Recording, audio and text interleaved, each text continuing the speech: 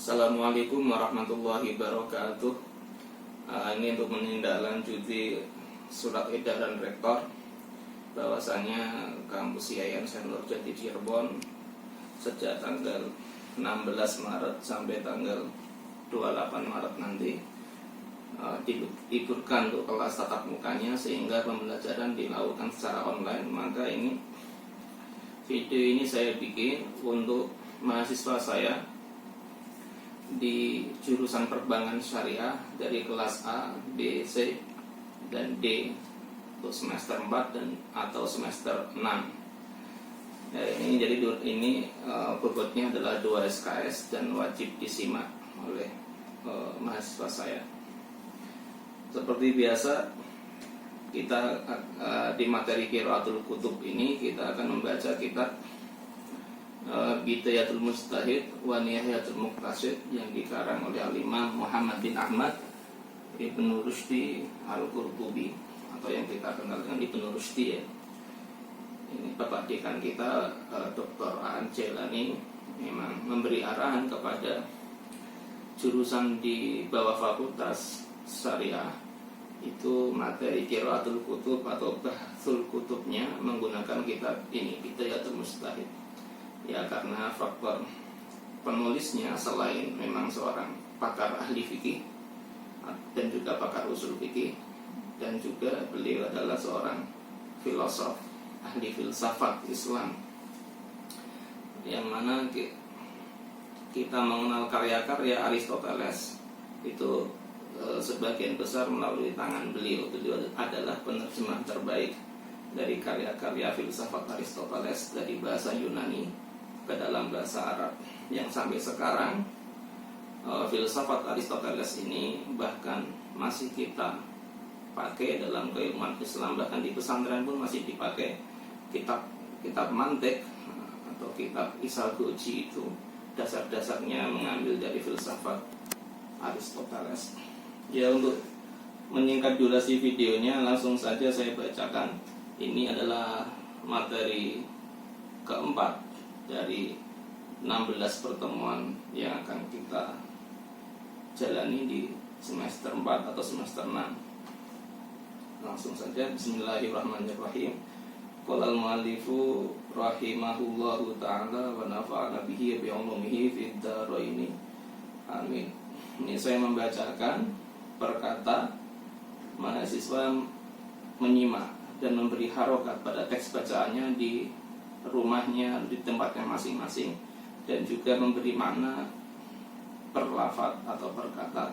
Nanti hasil pengharokatan dan terjemahannya mahasiswa diupload di Google Classroom. Langsung al-faslu al-awwalu, pasal pertama,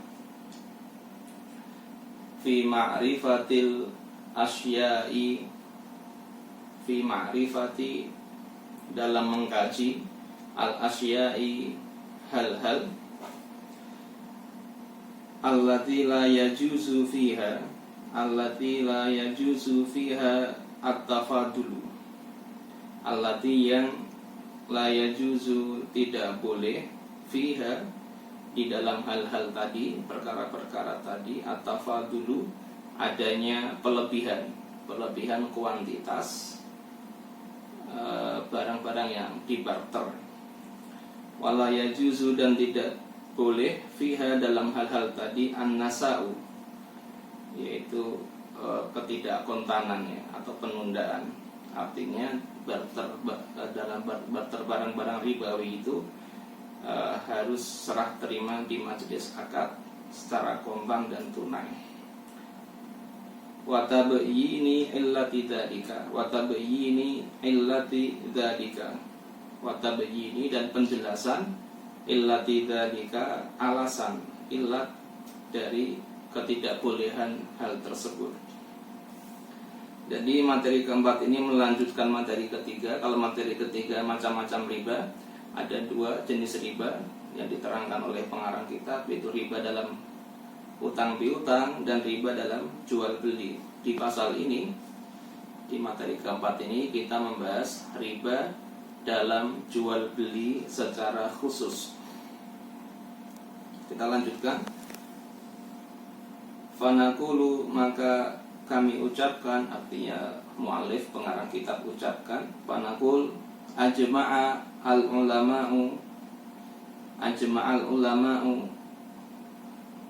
ajma'a telah sepakat al-ulama'u para ulama ala anna tafadula bahwasanya at-tafadul yaitu pelebihan kuantitas atau kita mengenalnya riba fadl ya. Wan nasa'a ala anna tafadula wan nasa'a, dan penundaan atau riba nasiah ya. Mimma itu termasuk hal la yajuzu yang tidak boleh, wahidun minhuma salah satu dari keduanya, yaitu semuanya tidak boleh, baik tafadul pelebihan kuantitas atau ketidakkontanan tersebut, di mana fis sinfi al-wahidi di dalam barter barang yang satu jenis, fis sinfil wahidi dalam barter barang yang satu jenis, minal asnafi dari jenis-jenis barang, allati nussa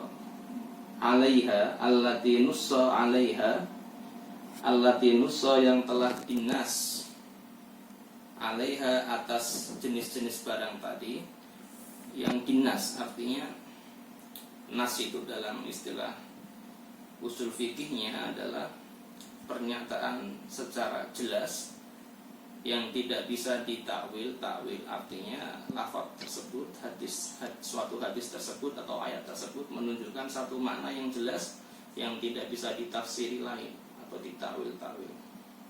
Ini ke barang-barang yang sudah dinas oleh Nabi, dinyatakan secara jelas oleh Nabi. Fi hadithi Ubadah, di dalam hadis riwayat Sayyidina Ubadah ibni Samiti, Ubadah bin Samit, illama kecuali apa, hukia yang diriwayatkan, illama kecuali apa, hukia yang diriwayatkan, Ani bin Abbas dari Sayyidina Abdullah bin Abbas. Ini paragraf pertama ini menerangkan bahwasanya ulama sepakat bahwasanya hal-hal ribawi itu terdapat dalam jenis-jenis barang yang sudah dinas, artinya sudah dinyatakan secara jelas oleh Nabi Muhammad SAW dalam hadis riwayat Ubadah bin Samit. Ini tidak ada pengingkaran sama sekali, kecuali nanti ada pengingkaran dari seorang sahabat yaitu Abdullah bin Abbas. Beliau mengingkari adanya riba fadl dalam jual beli. Ya, kita lanjutkan bagaimana teks dari atau redaksi dari hadis Sayyiduna Ubadah. Paragraf kedua, wa haditsu Ubadata, dan adapun hadis Sayyidina Ubadah huwa, yaitu ini redaksinya adalah qala, beliau Ubadah berkata, qala beliau berkata, sami'tu aku mendengar, kata Sayyidina Ubadah, Rasulullah sallallahu alaihi wasallam, aku mendengar Rasulullah sallallahu alaihi wasallam yanha an bai'iz zahabi bizzahab, yanha an bai'iz zahabi bizzahab, yanha beliau melarang an bai'iz zahabi dari membarter emas bizzahabi dengan emas, emas dibarter dengan emas. Ini barang ribawi pertama. Emas adalah barang ribawi pertama yang dinyatakan secara jelas oleh Nabi. Dilarang, beliau melarang barter emas dengan emas. Yang kedua, wal fiddati bil fiddati, barter perak dengan perak.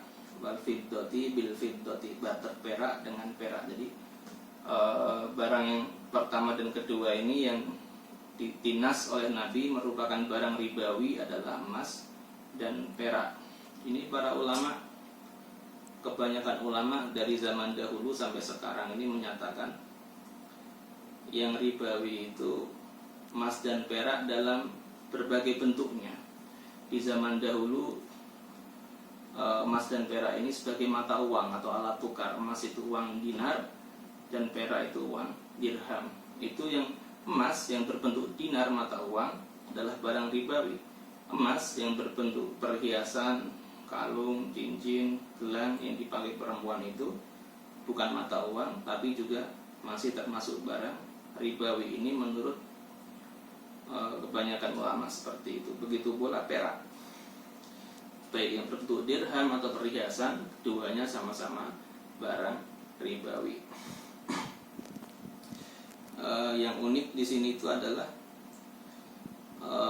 DSN, Dewan Syariah Nasional Majelis Ulama Indonesia, mengeluarkan fatwa bahwasannya yang barang ribawi itu adalah dinar dan dirham, yaitu emas dan perak yang berbentuk alat tukar atau mata uang. Sedangkan emas dan perak yang berbentuk perhiasan itu bukan barang ribawi. Itu fatwa DSN MUI. Kita lanjutkan. Barang yang ribawi yang ketiga yang dinyatakan oleh Nabi adalah wal burru bil burri, barter bur dengan bur. Bur itu adalah gandum ya, gandum. Gandum dibarter dengan gandum.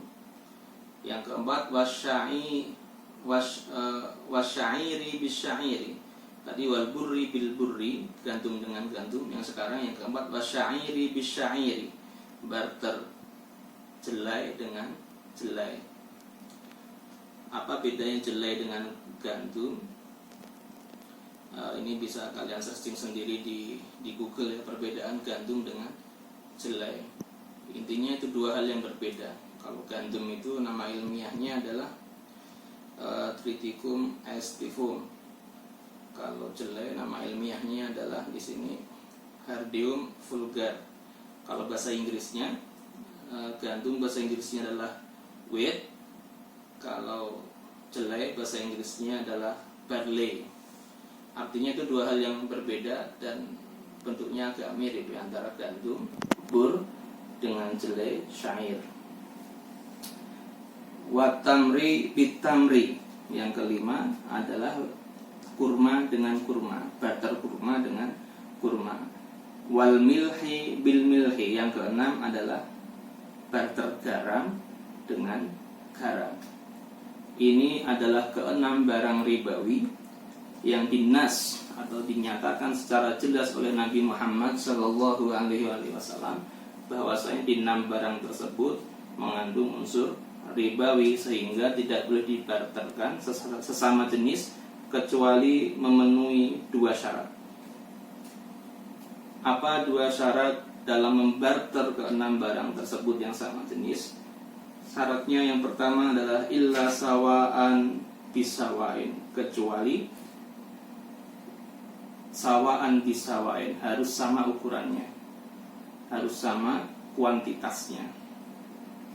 Oleh karena itu, jika membarter emas dengan emas, syarat pertama, ya boleh, syarat pertamanya adalah sama ukuran atau kuantitasnya. Jadi misalnya saya mau barter emas kalung ya, kalung ibu saya punya kalung seberat 5 gram ya, 5 gram 24 karat misalnya, model kuno, pengen saya bawa ke toko emas, pengen saya barterkan dengan emas yang model terbaru, modern. Ternyata saya dapatnya hanya 4 gram 24 karat. Jadi emas saya yang model kuno 5 gram saya barterkan di toko emas dengan kalung model terbaru hanya 4 gram. Di sini kalung 5 gram dibarterkan dengan kalung emas 4 gram emas dibarter dengan emas dan beda ukuran. Ini tidak boleh karena termasuk riba tafadul atau riba fadl. Jadi syaratnya itu barang-barang ribawi ketika dibarter satu jenis, syarat pertama harus sama ukurannya. Contoh yang lain misalnya saya punya 5 beras rojo lele misalnya 1 kilo. Ini misalnya beras yang kualitas bagus ya, 1 kilo. Saya barterkan dengan beras yang kualitas biasa C4 atau lainnya misalnya, dapatnya 1,5 kilo. Ini beras 1 kilo dibarter dengan beras 1,5 kilo adalah riba fadl, karena barter barang yang satu jenis tapi beda kuantitas. Ini termasuk riba fadl atau riba tafadul yang dilarang oleh Nabi Muhammad SAW. Itu syarat pertama. Syarat kedua, ainan bi ainin. Harus ainan bi ainin, artinya kontan, tunai. Ada serah terima barang di majelis akad, di majelis atau di tempat terjadinya transaksi jual beli atau barter.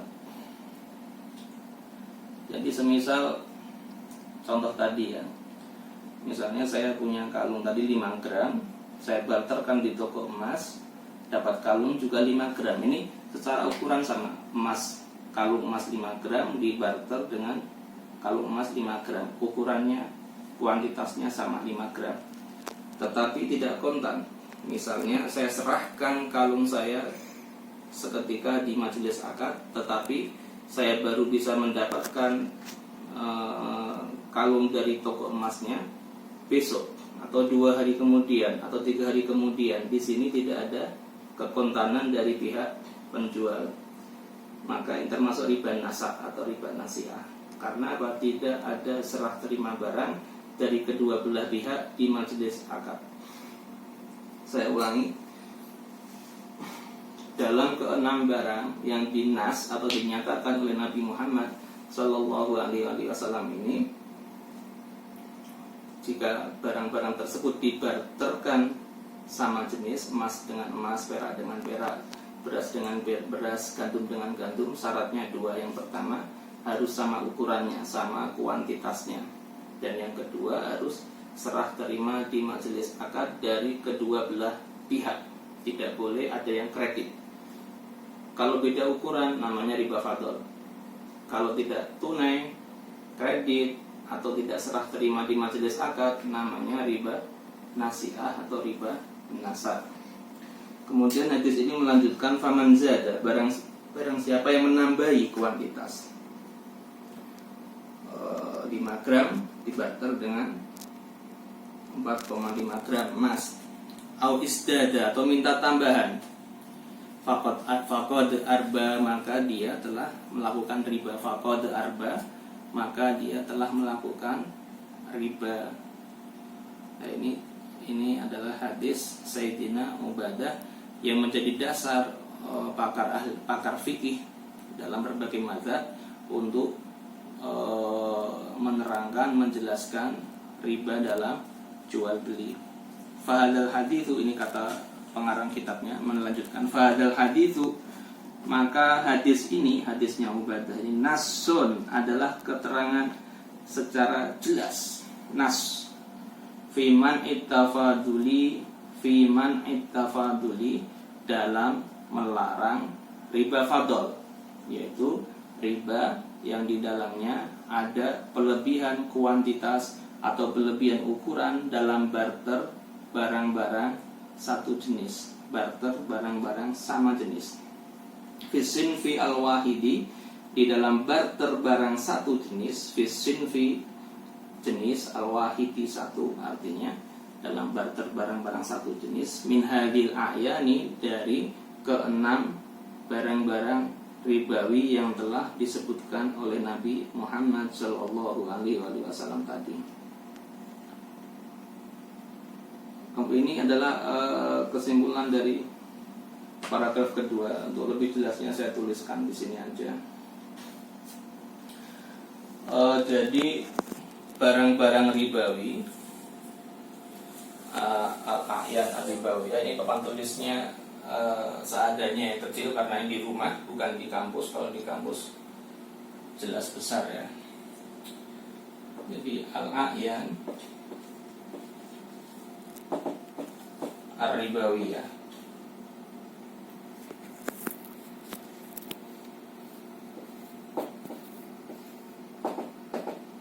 al-a'yan ar-ribawiyah. Barang-barang ribawi itu secara umum tadi disebutkan dalam hadis ada 6. Kemudian ulama merangkumnya. Ulama di sini yang saya maksud adalah madzhab Asy-Syafi'iyah. Dalam madzhab Asy-Syafi'iyah 6 hal tersebut dikategorikan di dalam 2 kategori. Yang pertama adalah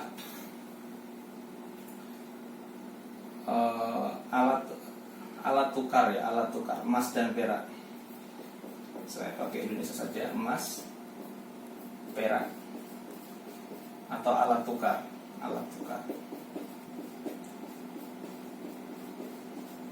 Dan yang kedua adalah bahan makanan. Yang kedua adalah bahan makanan. Inilah 2 jenis barang ribawi dalam madzhab kita Asy-Syafi'iyah. Yang pertama adalah emas perak atau alat tukar ya. Dan yang kedua bahan makanan apa saja. Garam, kurma, jelai, beras itu semuanya mengandung unsur ribawi. Kemudian kedua kategori barang ini ketika dibarterkan satu dengan yang lain bisa memunculkan 2 jenis riba. Jadi dalam riba jual beli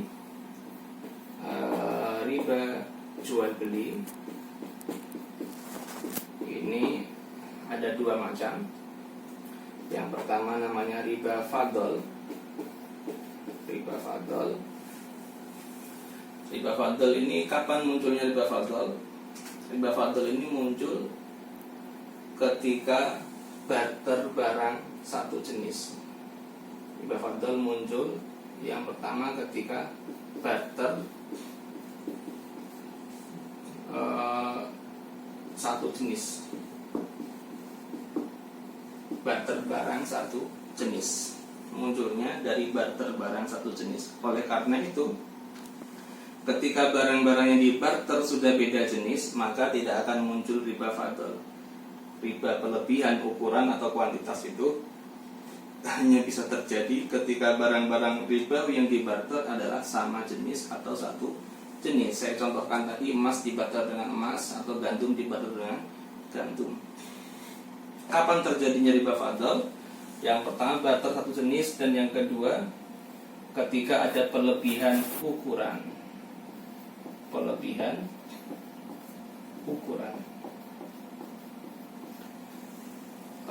Pelebihan ukuran misalnya adalah tadi emas, kalung emas 5 gram dibarter dengan kalung emas satu jenis, emas dengan emas, maka muncullah riba fadl atau dalam istilah kitab tadi riba tafadul ya, riba tafadul. Atau contoh yang lain alat tukar, misalnya alat tukar rupiah dibarter dengan rupiah, uang rupiah dibarter dengan rupiah. Nanti kita lihat di hari raya itu banyak sekali jasa-jasa penukaran uang 100.000 satu lembar itu ditukarkan dengan uang misalnya 90.000 pecahan 5.000-an. Jadi 100.000 rupiah utuh dibarter dengan 90.000 rupiah bentuknya pecahan puluhan ribu atau 5.000-an. Ini juga termasuk riba fadl. Kenapa? Karena barter barang satu jenis, sama-sama rupiah. Dan yang kedua ada pelebihan atau perbedaan ukuran. Ini riba fadl ya. Kemudian riba jual beli yang kedua adalah riba nasiah ya, riba nasiah atau riba nasa, nasiah atau nasa, riba nasiah atau dikenal nasa. Kalau riba nasa ini kapan berlakunya? Riba nasiah atau riba nasa ini bisa terjadi dalam barter barang sama jenis dan bisa terjadi dalam barter barang yang beda jenis. Jadi riba nasiah ini masuk ke 2 hal. Barter barang satu jenis bisa,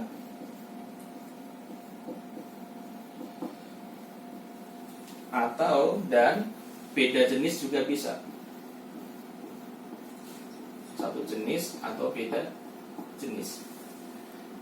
Kapan ketika barter barang satu jenis atau beda jenis ini terjadi riba nasi atau riba nasa, yaitu ketika terjadi ketidakkontanan.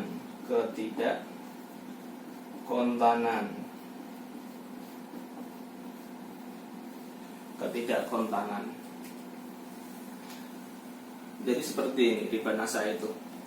Contoh yang barter barang satu jenis terjadi riba nasa.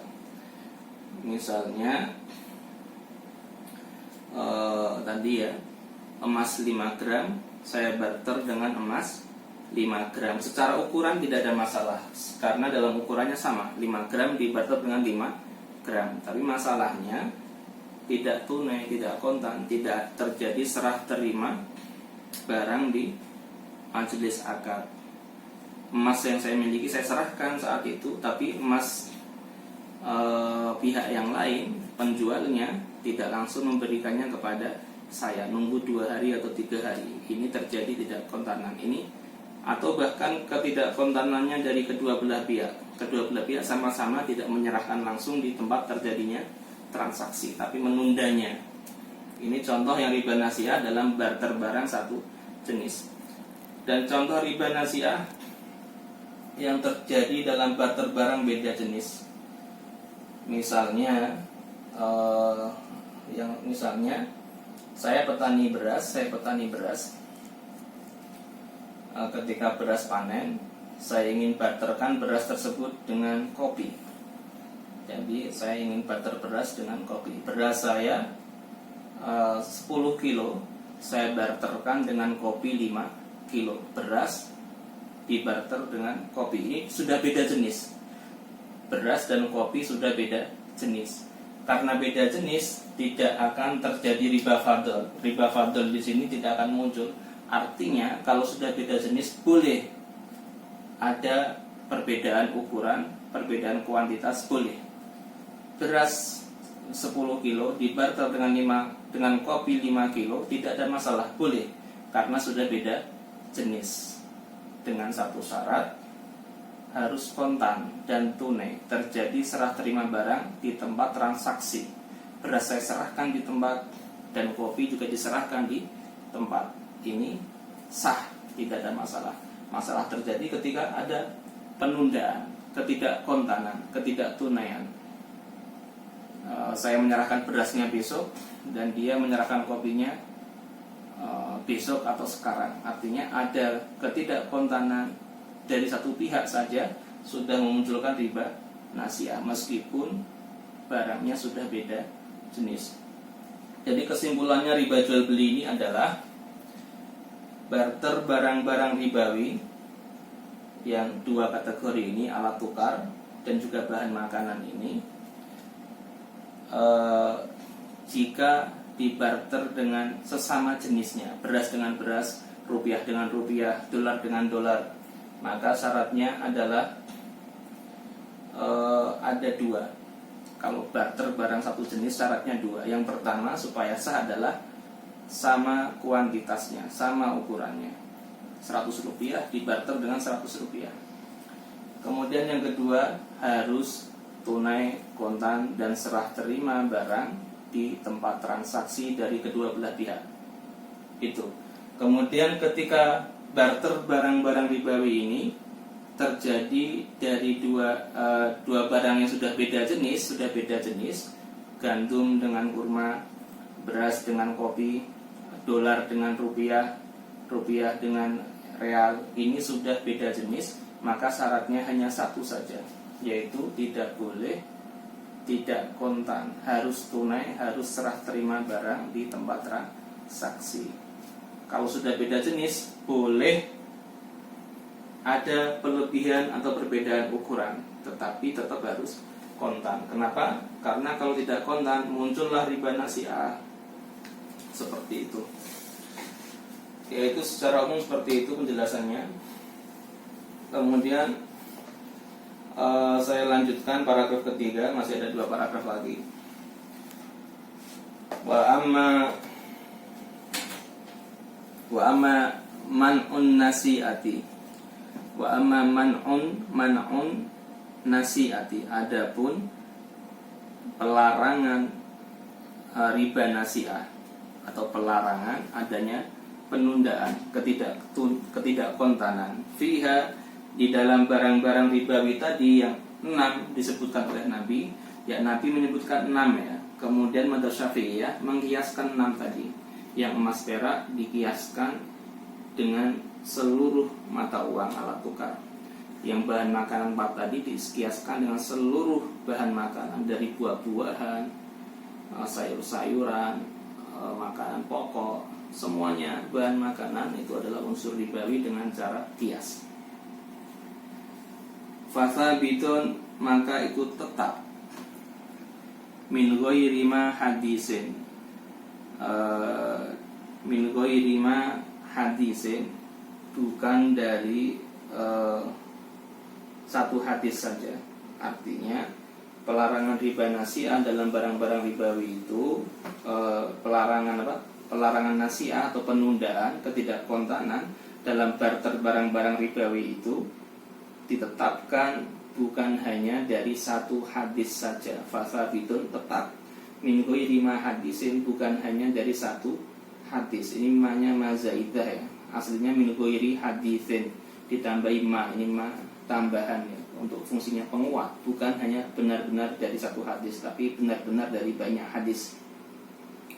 Asyharuha, hadis yang paling populer dalam pelarangan riba nasiah atau penundaan dalam barter barang-barang ribawi tadi, hadis Umar bin Khattab, adalah hadis riwayat Sayyidina Umar bin Khattab radhiyallahu anhu. Qala, beliau berkata, qala Rasulullah sallallahu alaihi wasallam, Rasulullah sallallahu alaihi wasallam bersabda, "Az-zahabu biz-zahabi."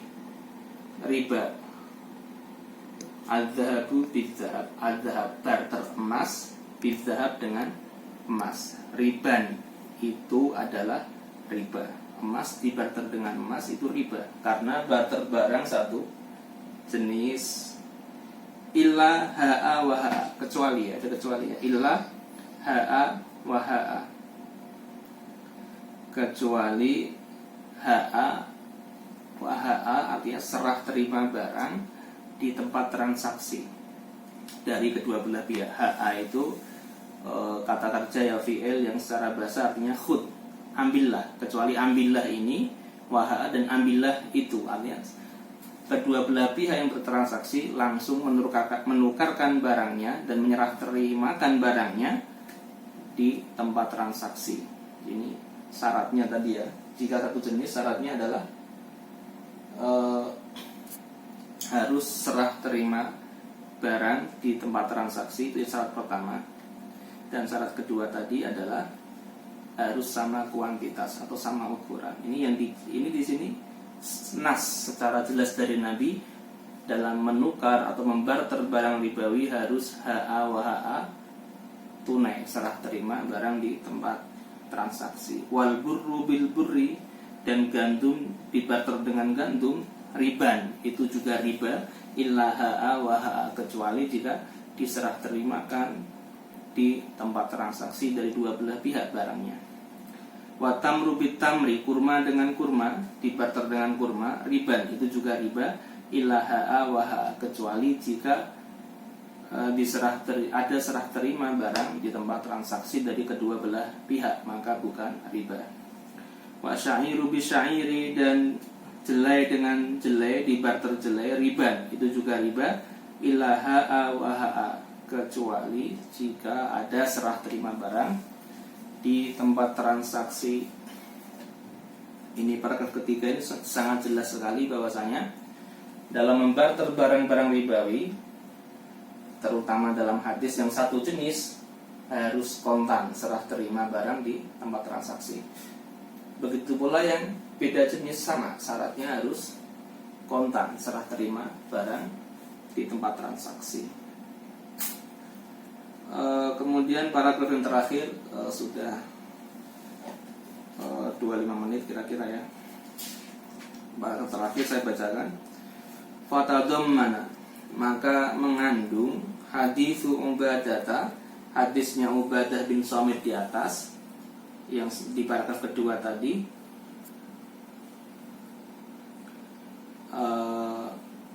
man at-tafaduli, pelarangan adanya pelebihan kuantitas fisin fil wahidi dalam membarter barang yang satu jenis atau sama jenis. Ya, hadis Ubadah di atas itu jelas. Itu pelarangan tafadul atau adanya pelebihan ukuran atau kuantitas dalam barter barang satu jenis. Saya ulangi lagi, fatadum mana maka mengandung hadis Ubadah, hadisnya Sayyidina Ubadah di atas. Man at-tafaduli mengandung pelarangan pelebihan kuantitas atau ukuran fisin fil wahidi dalam membarter barang satu jenis.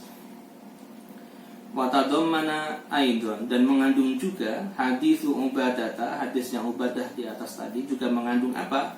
Man an-nasa, pelarangan nasa, adanya penundaan, adanya ketidakkontanan dalam barter barang ribawi. Fisin faini min hadihi, di dalam barter barang sinfaini, dua jenis yang berbeda, min hadihi, dari barang-barang ini tadi, yang 6 tadi. Artinya hadis Ubadah itu mengandung dua makna. Yang pertama adalah melarang adanya pelebihan kuantitas atau ukuran dalam barter barang satu jenis, dan juga mengandung makna pelarangan penundaan atau ketidakkontanan dalam barter barang yang sudah beda jenis. Barter barang, dua barang yang beda jenis, tidak boleh kredit atau non tunai ya.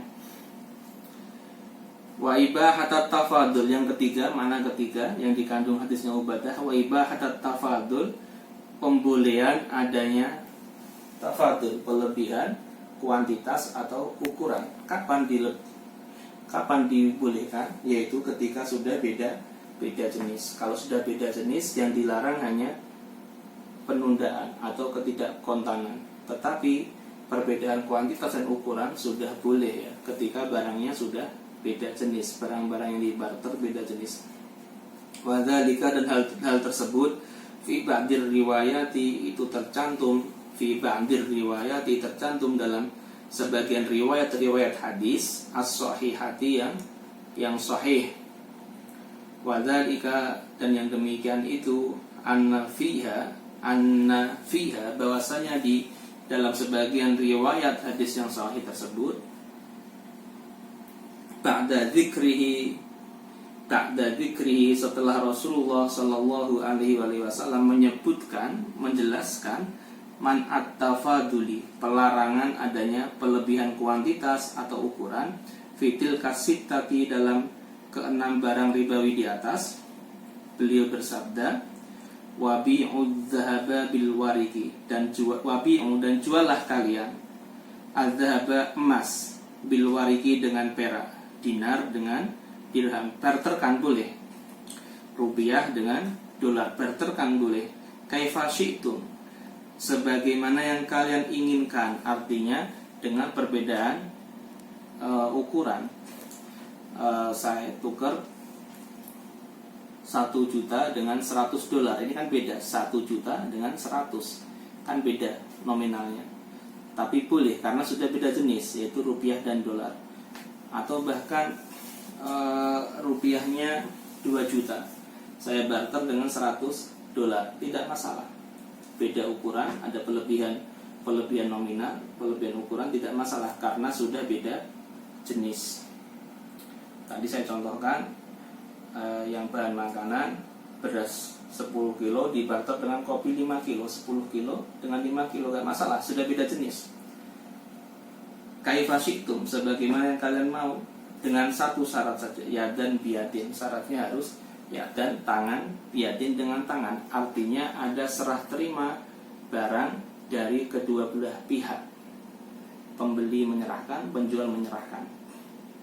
Wal burru bisyair, gandum kalian barter dengan jelai, kaifa syi'tum, sebagaimana yang kalian mau, boleh karena sudah beda jenis, dengan satu syarat, yadan bi yadin, harus ada serah terima barang di majelis akad. Wa hadza kulluhu, keenam barang ini semuanya, wahada dan ini kulluhu semuanya, artinya keenam barang tadi, 6 barang yang disebutkan secara jelas oleh Nabi Shallallahu Alaihi Wasallam dalam hadis muttafaqun alaih, disepakati bainal fuqaha'i oleh para ahli fikih, pakar hukum Islam, illal burra bisya'ir, kecuali dalam masalah bur, gandum, bisya'ir dibarter dengan jelai. Ya, keenam barang tadi ulama sepakat, kecuali satu masalah ketika gandum dibarter dengan jelai.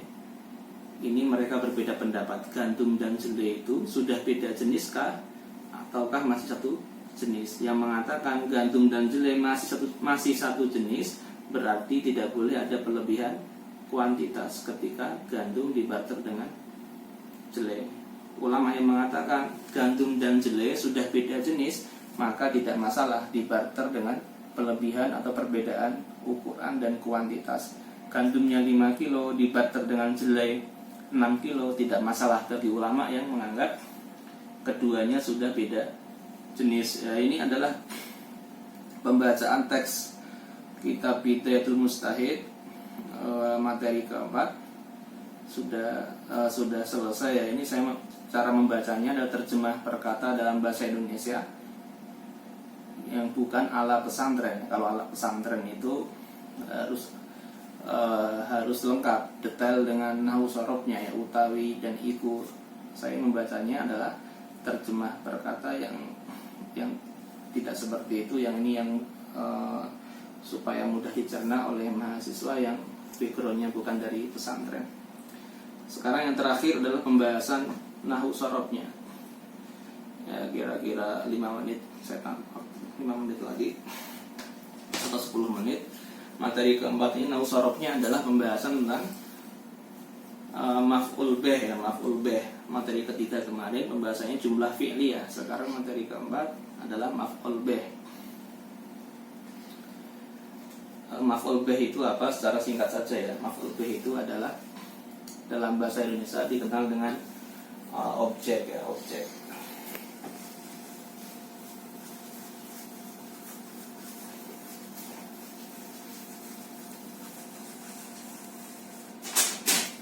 Dalam bahasa Indonesia kita mengenal istilah SPOK, subjek, predikat, objek dan keterangan. Subjek ini adalah pelaku pekerjaan, predikat adalah pekerjaan yang dilakukan, objek ini adalah hal yang dikenai pekerjaan, objek yang menderita atau dikenai pekerjaan, keterangan tempat, keterangan waktu, keterangan alat dan lain sebagainya. Dalam bahasa Arab juga sama. Dalam bahasa Arab ini ada objek yang di dalam bahasa Arabnya adalah maf'ul bih. Maf'ul bih.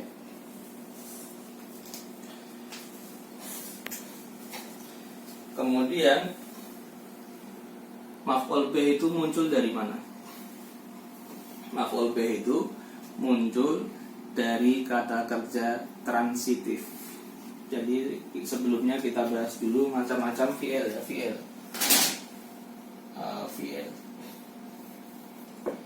Fi'il atau kata kerja itu dilihat dari punya objek dan tidaknya ada dua macam. Yang pertama adalah fi'il al-muta'addi dan yang kedua adalah fi'il al-lazim. Fi'il muta'addi adalah kata kerja transitif. Lazim adalah intransitif. Dalam bahasa Indonesianya kita mengenal seperti itu istilahnya. Apa itu kata kerja transitif? Yaitu kata kerja yang maknanya belum sempurna kecuali jika disertai objek. Kata kerja yang butuh pada objek itu transitif. Kalau intransitif atau lazim, fi'il lazim adalah kata kerja yang tidak butuh objek, maknanya sudah sempurna meskipun tanpa objek. Saya contohkan yang transitif.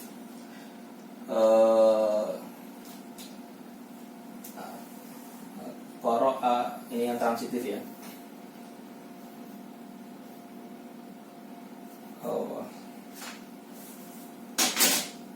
Fataha Muhammadun. Fataha Muhammadun. Fataha ini fi'il madhi ya, kata kerja membuka. Muhammad, Muhammad. Ini fataha adalah fi'il, Muhammad adalah fa'il. Fi'il dalam bahasa Indonesia ini adalah predikat. Fa'il dalam bahasa Indonesia adalah subjek atau pelaku pekerjaan. Fataha Muhammad. Muhammad membuka. Kata kerja membuka itu butuh objek. Apa yang dibuka? Pintukah? Kitabkah? Laptopkah? Ini harus ada tambahan objek. Kalau hanya Fataha Muhammad, ini kalimat belum sempurna. Karena apa? Maknanya belum lengkap. Masih menimbulkan pertanyaan bagi pendengar, apa yang dibuka? Karena maknanya belum sempurna. Maka harus ada objeknya. Muhammad membuka apa? Membuka kitaban, misalnya. Muhammad membuka kitab, maf'ul bih atau objek. Ini contoh kata kerja yang butuh pada objek. Saya contohkan kata kerja yang intransitif, tidak butuh pada objek. Contohnya di sini nama Muhammadun. Nama Muhammadun. Nama tidur Muhammadun Muhammad. Nama adalah kata kerjanya fi'il madhi, Muhammad pelaku pekerjaannya fa'il. Muhammad tidur. Ini selesai. Muhammad tidur selesai. Tidur tidak butuh objek, tidak butuh objek. Jadi kata kerja intransitif itu sudah sempurna meskipun tanpa objek. Adapun misalnya nama Muhammadun fil baiti. Muhammad tidur di rumah. Kata-kata di rumah ini bukan objek, tapi keterangan. Ini masuknya K, bukan O, yaitu keterangan. Keterangan tempat di mana Muhammad tidurnya di rumah. Di rumah itu bukan objek, tapi kata keterangan tempat. Jadi intinya fi'il lazim tidak butuh pada objek. Oleh karena itu objek atau maf'ul bih ini hanya muncul dari kata kerja transitif atau fi'il muta'addi. Kalau ada yang bertanya, Pak, caranya membedakan kata kerja transitif dan intransitif bagaimana? Saya berikan kaidah simpelnya. Kata kerja transitif itu biasanya adalah menunjukkan pekerjaan-pekerjaan yang kita lakukan dengan sebagian atau satu anggota tubuh kita saja. Misalnya membuka itu hanya dengan tangan, berbicara dengan mulut, melihat itu hanya dengan mata, mendengar dengan telinga. Maka kata kerja seperti itu biasanya butuh objek. Saya melihat, pasti bertanya, melihat apa? Ada objeknya, melihat ikan misalnya. Sedangkan yang intransitif itu biasanya adalah pekerjaan-pekerjaan yang kita lakukan dengan seluruh atau sebagian besar anggota tubuh kita. Seperti tidur, itu maka seluruh tubuh kita pakai untuk tidur. Contohnya lagi berjalan itu kedua kaki dan seluruh tubuh.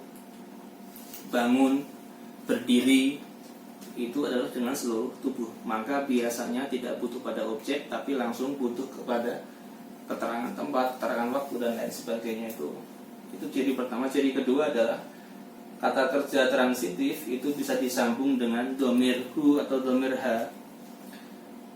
Fataha itu bisa disambung dengan fatahahu. Fatahahu, membukanya. Bisa digandeng dengan dhamir hu atau ha. Ini juga termasuk salah satu ciri kata kerja transitif. Karena kata kerja intransitif atau lazim selamanya atau kebanyakan tidak bisa digabung dengan dhamir hu. Jadi kata-kata ini namahu ini salah. Namahu salah, nggak boleh. karena lazim tidak bisa digandeng dengan dhamir hu yang artinya nya itu ya. Kemudian pembahasan setelahnya adalah apa hukumnya maf'ul bih dalam bahasa Arab. Maf'ul bih hukumnya adalah secara i'rab dia dibaca nasab. Jadi i'rabnya adalah nasab. Maf'ul bih ini i'rabnya nasab. Di mana saya menulis ini ya?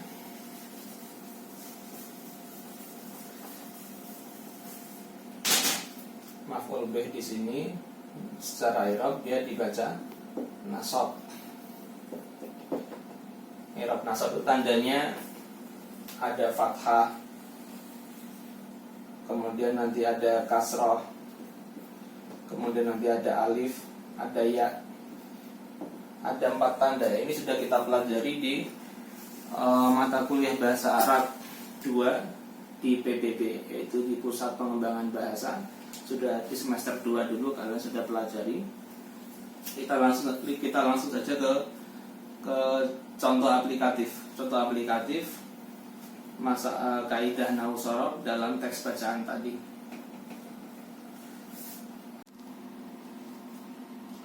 Ya, kita langsung ke contoh aplikatif saja. Contoh-contoh maf'ul bih dalam teks bacaan yang sudah kita baca tadi. Kita baca dan kita terjemahkan tadi. Mana saja yang termasuk kategori maf'ul bih. Contohnya misalnya di sini adalah di paragraf keempat ada kata-kata tadum mana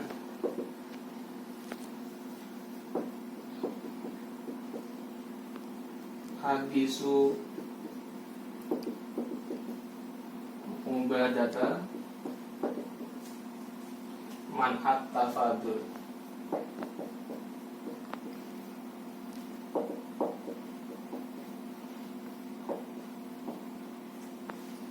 Tadum mana hadisu mubadata manhat tafadul. Hadisnya Sayyidina Ubadah tadum mana itu mengandung adalah pelarangan adanya perbedaan ukuran dalam barter barang-barang ribawi satu jenis.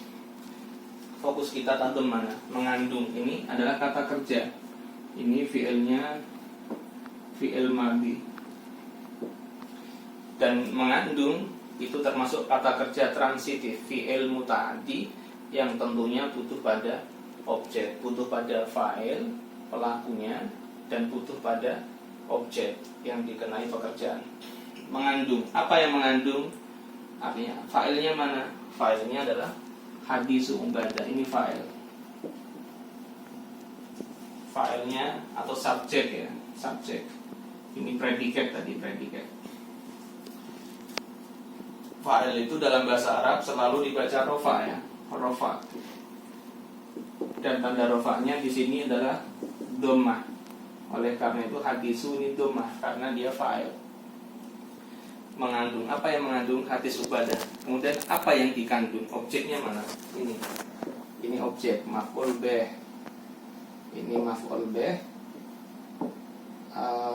atau objek yang dikandung adalah dalam hadis tersebut adalah pelarangan adanya perbedaan ukuran dalam barter barang ribawi. Maf'ul bih dibaca nasab. Dan tanda yang nasab di sini adalah fathah. Oleh karena itu di sini fathah man'a karena dia dibaca nasab dan di sini harus fathah karena dia isim mufrad ya. Ini contohnya. Ini contoh jumlah fi'liyah yang memiliki objek. Contoh yang lain misalnya tadi dalam hadis wabi'u adz-dzahaba bil warik. Contohnya, contoh kedua ya. Wabi'u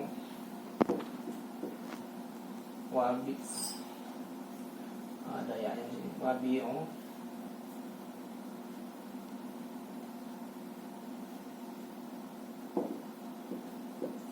adz-dzahaba bil warik.